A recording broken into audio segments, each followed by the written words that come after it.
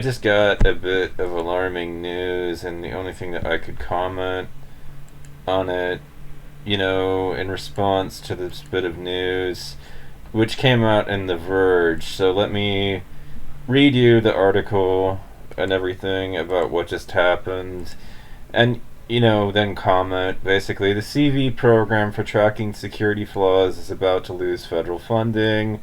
Financial support for the system that discloses publicly disclosed cybersecurity vulnerabilities expires on April 16th, and that means it's literally tomorrow. Funding is about to run out for the Common Vulnerabilities and Exposure CVE program, a system used by major companies like Microsoft, Google, Apple, Intel, and AMD to identify and track publicly disclosed cybersecurity vulnerabilities. This program helps engineers identify how bad an exploit is and how to prioritize applying patches and other potential mitigations. And when it comes to potential mitigations against these things, there are often various things that you can do, in advance of things being patched, like blocking remote access by various means, or enabling and disabling vulnerable packages at everything. So I mean, those are potential cybersecurity mitigations that you can make even before the vendor actually decides to patch the vulnerable code. But so funding's about to run out. Mitri is the federally funded organization that is behind the program. It confirmed to The Verge that its contract to develop, operate, and modernize CVEs will expire on April 16th unless, basically funded again.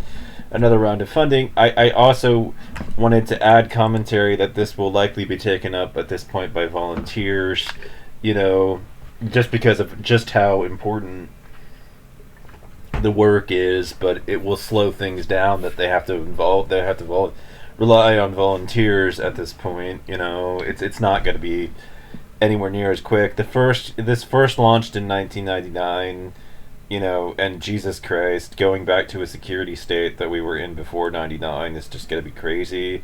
The CVE program houses a database where participating organizations can assign IDs to known cybersecurity vulnerabilities. I've recently come to understand this because of being a 2600 member. If you can see, my... Oh god, I'm not even on screen. Like, what the hell? Video capture. Audio... You can't see me, I don't think. But yeah, I've got the issue of 2600 up, I can't believe I can't show you it, because my video isn't properly configured. Like, what the hell? Let's see. Video capture, properties, configure video, HD webcam, what? Resolution, FPS type, buffering. Well, I don't know if you can see me or not, actually. So, yeah, there, and, put that on screen. See, that's the latest issue. I'm in the process of reading, at the moment. And, I guess I'll turn that off for now, because I don't think it's showing up in this video, but maybe not. But alright, so now we're going to go on. The IDs consist of the letters CVE followed by a year and a number, such as CVE 2022 27254, allowing security professionals to monitor details about vulnerabilities that may impact the devices we use every day. It's systems that contain information critical to practically everything we do. Luzak, sir, I don't know, or ma'am, I don't even know from that name. I'm not really sure. Lucas Olenjik, a security and privacy researcher, said in a post on X. Let's pull up, this person and follow them, and probably give us some... Okay, so from all appearances, this is a man. Okay, so it's Lucas. Oh, yeah, sir. Alright, a security and privacy researcher said on X, that the lack of support for CVEs could cripple cybersecurity systems around the globe.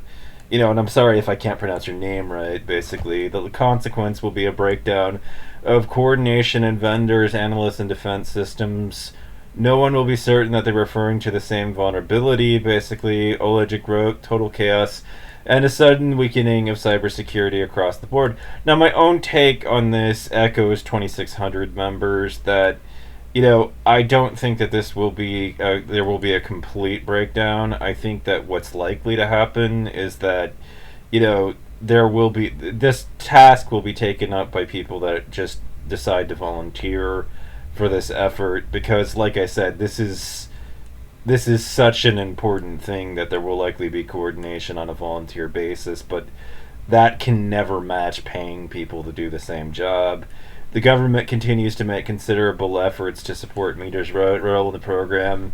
The METER remains committed to CVEs as a global research. Yasuri Barsam, METER's vice president and director of the Center for Securing the Homeland, said in an emailed statement to The Verge, Barsam said that, oh no,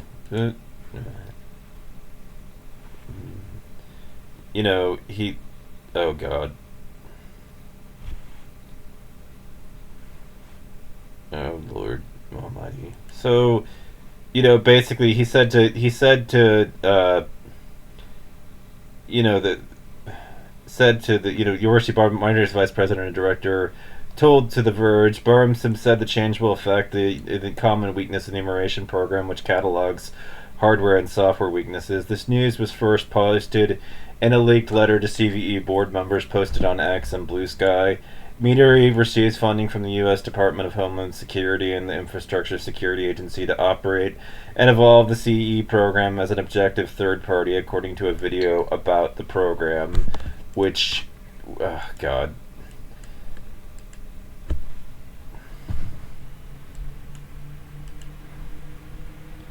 Hello and welcome to the CVE program overview presentation presented by the CVE team. This presentation includes an overview of what is CVE, our program goals, who operates the program, and describes how the CVE program is organized. CVE stands for Common Vulnerabilities and Exposures and is an international community-based effort that maintains a community-driven, open data registry of publicly known cybersecurity vulnerabilities. The CVE identifiers, or CVE IDs, assigned through the registry allow programs... My authentic reaction to this, I don't feel the need to post the whole video. Basically, you can find this on your own. I'm going to open a copy of Notepad++ to link directly to the video and the Verge article for you to pursue these matters on your own, front, but, my basic reaction was, what could possibly go wrong here? And if you can't detect the sarcasm, you need to do a little bit better on that front and learn how. And so I commented, and this is because this came to us by way of 2600. We have a government of tech illiterates elected by a population of tech illiterates and are represented by those who could not hack their way out of a paper bag, and this confirms it. And then they wrote willfully, and then Rolf Lenz, and who, by the way, if you have a problem with me, showing my YouTube audience this, please reach out to I'm Paul Michael Tidwell, and PM, and let me know that the fact that you don't want your stuff displayed, and I be happy to take this video down and redo it. Rolf willfully sacrificing any advantage or the least ability to help the field they may have had in digital warfare. I wrote back, and this acronym basically means shaking my head. I've come in recent years to understand what those CVEs even are. More shit's gonna get hacked. I'm not sure whether to laugh or cry anymore. More vulns for us all to exploit. Ralph writes back, the end results, even if the CVE is maintained by volunteers, as I'm certain it would be, is a greater time window between when vulnerabilities are discovered and when they are patched. To quote Morpheus, time is always against us. Less money equals greater opportunity, greater overall response time equals more destructive exploitation. The presence of Meteor's CVE infrastructure gave us all the same chance to detect, analyze, and mitigate vulnerabilities, even sometimes in advance of the software being patched, blocking remote access by other means, or uninstalling and disabling vulnerable packages. It is the great infilizer, and its degradation exclusively benefits hackers and penalizes defenders. So, my thoughts here are, in summary, I knew that the government was incompetent and that our the metaphors about taking a chainsaw, to all the things that the government basically financed was bad, because essentially they didn't know what was critical and what wasn't, and that this was actually a rather incompetent metaphor that made me cringe, because it was like, the moment they did it, we started seeing an uptick in planes falling out of the sky. Then they had to go back and hire people back, because they don't know what they don't know what the fat in government actually is or what it isn't, and they're just firing people willy-nilly, and I knew that this was going to be a bad thing, but the whole state of the internet when it comes to hacking has fundamentally changed too since the early days. I mean, nobody who knows their shit, these days is going to break into your infrastructure and not be using, riding off the back of some other services, like, for instance, OVPN, Like, I just used that to watch Murdered for Being Different the other day, and to create a BBC account, with the BBC for the Sophie Lancaster case. I was very intrigued by that, a particular story, and, it broke my heart to say to no avail. And let me turn that up, and then regenerate the key.